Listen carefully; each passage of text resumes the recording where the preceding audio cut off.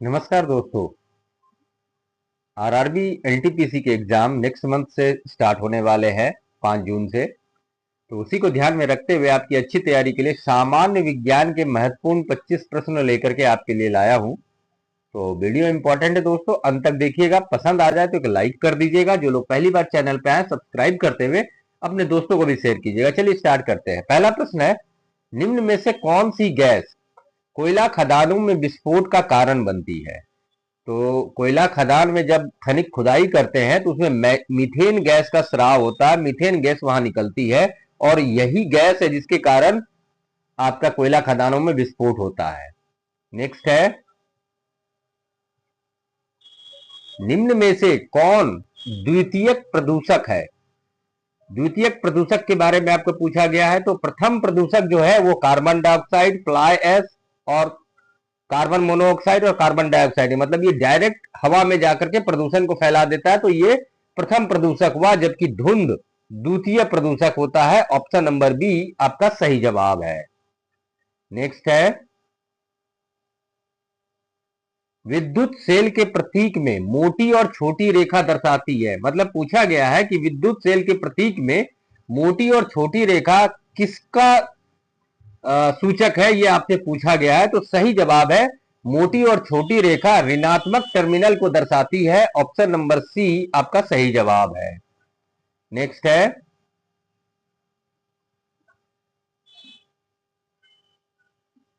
Halogen में सबसे अधिक अभिक्रियाशील कौन सी गैस होती है? तो फ्लोरीन जो होती है ये हेलोजन में सबसे अधिक अभिक्रियाशील होती है। ऑप्शन नंबर ए सही जवाब है। नेक्स्ट है, ग्रीन हाउस गैस में मुख्य घटक नहीं होता है। तो ऑक्सीजन जो गैस है ये आपका ग्रीन हाउस गैस का मुख्य घटक नहीं होता है। बाकी यहां पर जो तीन दिए हुए हैं, कार्बन डाइऑक्साइड, मीथेन और नाइट्रस ऑक्साइड, ये तीनों मुख्य घटक होते हैं। ऑप्शन नंबर डी ये आपको याद रखनी है। तो उम्मीद करता हूं दोस्तों वीडियो पसंद आ रही होगी, तो एक लाइक कर दीजिए। जो लोग पहली बार चैनल पे आए सब्सक्राइब करते हुए अपने दोस्तों को भी शेयर कीजिए। प्राकृतिक प्राकृतिक रबड़ निम्नलिखित में से एक बहुलक है। तो सही जवाब है isopropene. Option number C is the right answer. Next है, कीट संवर्धन क्या है? कीटों की वृद्धि करने का विज्ञान कीट संवर्धन कहलाता है। ऑप्शन नंबर ए सही जवाब है। अगला प्रश्न है हमारा, जे जे थॉमसन को डैश की खोज के लिए भौतिकी में नोबेल पुरस्कार प्राप्त हुआ। जे जे थॉमसन एक महान वैज्ञानिक थे जिन्होंने इलेक्ट्रॉन की खोज की थी। आप जानते हैं कि पदार्थ का सबसे छोटा अणु जो होता है उसमें 3 सब एटॉमिक पार्टिकल्स पाए जाते हैं, जिसमें इलेक्ट्रॉन सबसे बाहरी कक्षा में मूव करता है और सेंटर में न्यूक्लियस में न्यूट्रॉन और प्रोटॉन रहते हैं। तो इलेक्ट्रॉन की खोज के लिए जे जे थॉमसन को नोबेल पुरस्कार मिला था भौतिकी में। ऑप्शन नंबर बी आपको याद रखनी है। नेक्स्ट है, किस गैस को उसकी ठोस अवस्था में शुष्क बर्फ भी कहा जाता है? कार्बन डाइऑक्साइड को शुष्क अवस्था में ठोस अवस्था में शुष्क बर्फ भी कहा जाता है। ऑप्शन नंबर बी सही जवाब है। दोस्तों उम्मीद करता हूं वीडियो पसंद आ रही होगी, अच्छी लग रही होगी, तो एक लाइक कर दीजिए। आपके एक सब्सक्रिप्शन की आवश्यकता है हमें, और वीडियो इंपॉर्टेंट है, स्किप बिल्कुल मत कीजिएगा, अंत तक देखिएगा। प्रत्यावर्ती धारा या एसी को दिष्ट धारा डीसी में बदलने के लिए किस युक्ति का प्रयोग किया जाता है? तो सही जवाब है, रेक्टिफायर का प्रयोग करके एसी से डीसी में कन्वर्ट किया जाता है। ऑप्शन नंबर सी सही जवाब है। नेक्स्ट है, बुरादे से ढकी हुई बर्फ जल्दी से क्यों नहीं पिघलती है? बुरादा उष्मा का कुचालक होता है। कुचालक मतलब क्या? ऐसी वस्तु जो अपने से होकर उष्मा का संवहन मतलब आने जाने नहीं देती है आसानी से, तो उसको उष्मा का कुचालक कहा जाता है। ऑप्शन नंबर सी आपका सही जवाब हो जाएगा। नेक्स्ट है, महासागर में डूबी हुई वस्तुओं की स्थिति जानने के लिए निम्न में से किस यंत्र का प्रयोग किया जाता है? सोनार वह यंत्र है जिसकी सहायता से महासागर में डूबी हुई वस्तुओं की स्थिति का पता लगाया जाता है। ऑप्शन नंबर डी सही जवाब है। नेक्स्ट है सॉरी, दाब की इकाई क्या है? दाब की इकाई न्यूटन प्रति वर्ग मीटर है। दोस्तों, अगले महीने से आरआरबी एलटीपीसी के एग्जाम स्टार्ट हो रहे हैं 5 तारीख से, ठीक है। उसके लिए काफी इंपॉर्टेंट प्रश्न है ये सारे सामान्य विज्ञान में।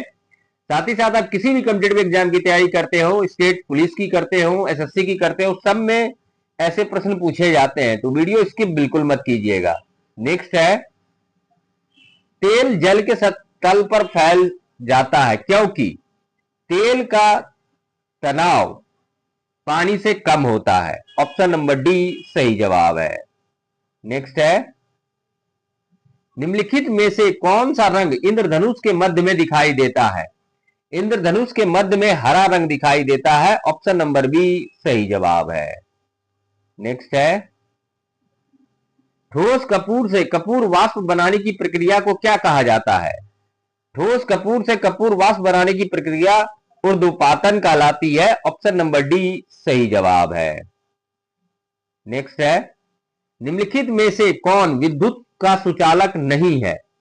हीरा विद्युत का सुचालक नहीं है, जबकि ग्रेफाइट, सोना और मिट्टी ये विद्युत का सुचालक कहलाता है। ऑप्शन नंबर सी आपको याद रखनी है। नेक्स्ट है,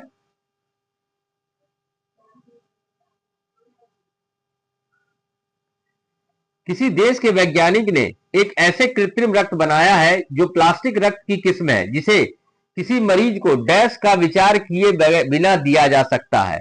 तो सही जवाब है इसका ब्रिटेन। ब्रिटेन ने वह एक रक्त की ऐसी किस्म बनाई है जो किसी भी मरीज को उसके रक्त की किस्म A B C, A B या ओ, ए बी पॉजिटिव या ओ, कोई भी हो, आप बगैर सोचे उसको चढ़ा सकते हैं। ऑप्शन नंबर बी सही जवाब हो जाएगा।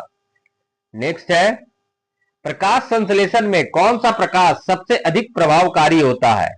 प्रकाश संश्लेषण में लाल रंग का प्रकाश सबसे अधिक प्रभावकारी होता है। ऑप्शन नंबर ए सही जवाब है। नेक्स्ट है, एक मनुष्य को बेरी बेरी या सूखा रोग व स्कर्वी की बीमारी यदि वह नहीं ले रहा होगा, मतलब कौन सा विटामिन की कमी से उसे यह बीमारी होगी, यह पूछा गया है। तो इसका सही जवाब होगा विटामिन बी, डी और सी। ऑप्शन नंबर बी सही जवाब है। विटामिन बी की कमी से उसे बेरी बेरी की कमी होगी, सूखा रोग विटामिन डी की कमी से होगी और स्कर्वी विटामिन सी की कमी से होगी। नेक्स्ट है, दूध में प्रोटीन और कार्बोहाइड्रेट के अतिरिक्त पोषणदायक अन्य तत्वों में सम्मिलित है। क्या क्या सम्मिलित है यह आपसे पूछा गया है। तो कैल्शियम और पोटेशियम उसमें पाया जाता है, प्रोटीन और कार्बोहाइड्रेट के अतिरिक्त। तो ऑप्शन नंबर बी सही जवाब हो जाएगा। नेक्स्ट है, गैसीय स्थिति में पाए जाने वाला हार्मोन है। सही जवाब है ethylene. Option number B. Next है, प्रकाश की गति किसके बीच से जाते हुए न्यूनतम होगी? जल से जब प्रकाश जाएगी तो उसकी गति जो है सबसे न्यूनतम होगी। ऑप्शन नंबर बी सही जवाब है। नेक्स्ट है, पत्तियां कांटों में रूपांतरित होती है। किस प्रकार के पौधे में पत्तियां कांटों में रूपांतरित होती है यह पूछा गया है। तो मरूदभिद पौधे में पत्तियां कांटों में रूपांतरित होती है। ऑप्शन नंबर ए सही जवाब है। नेक्स्ट है, मलेरिया रोग का कारण है, मतलब मलेरिया रोग का क्या कारण है आपसे ये पूछा गया है। तो प्लाज्मोडियम मलेरिया रोग का कारण होता है। ऑप्शन नंबर ए सही जवाब है। नेक्स्ट है, निम्न में से वायरस जनित रोग है। यहां पर कुछ रोग के नाम दिए गए हैं, इसमें से कौन सा रोग वायरस की वजह से होता है यह आपसे पूछा गया है। तो उक्त सभी एड्स, पोलियो, खसरा ये तीनों वायरस से होते हैं, इसलिए ऑप्शन नंबर डी आपका सही जवाब हो जाएगा। नेक्स्ट है, प्रोटोजोआ जनित रोग कौन सा है यह आपसे पूछा गया है। तो अमोबाइसिस प्रोटोजनित रोग होता है। ऑप्शन नंबर ए सही जवाब है। नेक्स्ट है, टिटनस के लिए टीका है। कौन सा टीका है टिटनस के लिए? यहां पर जो टीके के नाम दिए गए, वैक्सीन के नाम दिए गए हैं वो आपको बतानी है। तो डीपीटी टिटनस का टीका होता है। ऑप्शन नंबर बी सही जवाब है। नेक्स्ट है, बीसीजी का टीका किस रोग की रोकथाम करता है? बीसीजी का टीका क्षय रोग या टीबी, ट्यूबरकुलोसिस जिसे कहा जाता है, इसके रोकथाम में प्रयोग में लाया जाता है। ऑप्शन नंबर ए सही जवाब है।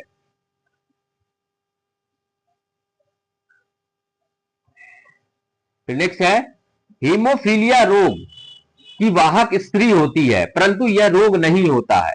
हीमोफीलिया एक ऐसी बीमारी है, ऐसी रोग है जो कि स्त्री इसकी वाहक होती है, लेकिन यह किसे नहीं होता है, यह पूछा गया है। तो स्त्री को यह रोग नहीं होता जबकि वह इसकी वाहक होती है। ऑप्शन नंबर बी सही जवाब है।